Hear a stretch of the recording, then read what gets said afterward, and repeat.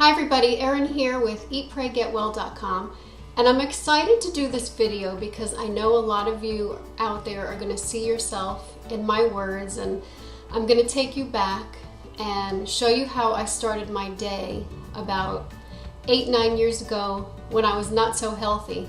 And most of you know my story, but for those of you that don't, you can just go to the website and look under my story.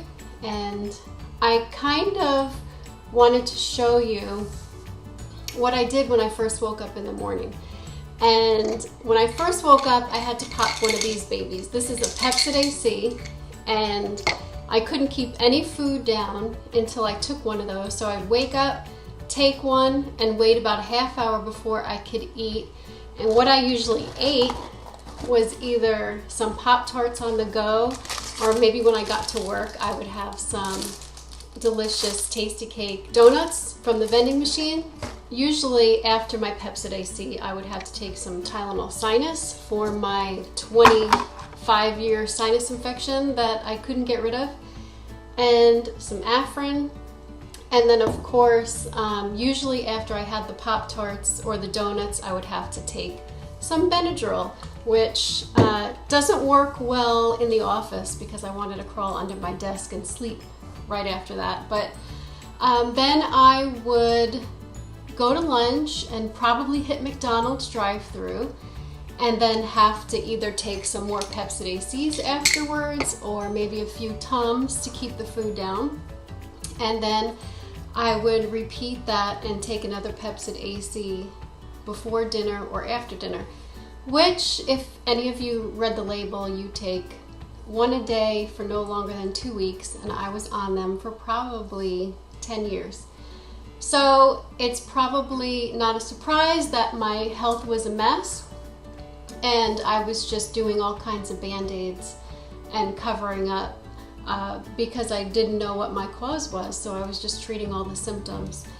So a lot of you are out there are going through the same thing, and let me add that it was most likely I was also taking an antibiotic because I was on them on and off for over 25 years. So not only was I eating horrendously and just self-medicating for all my symptoms, but the antibiotics were just doing even more harm to my body. So I wanted to show you how I start my day off now, and hopefully encourage a lot of you out there to know that you can get better.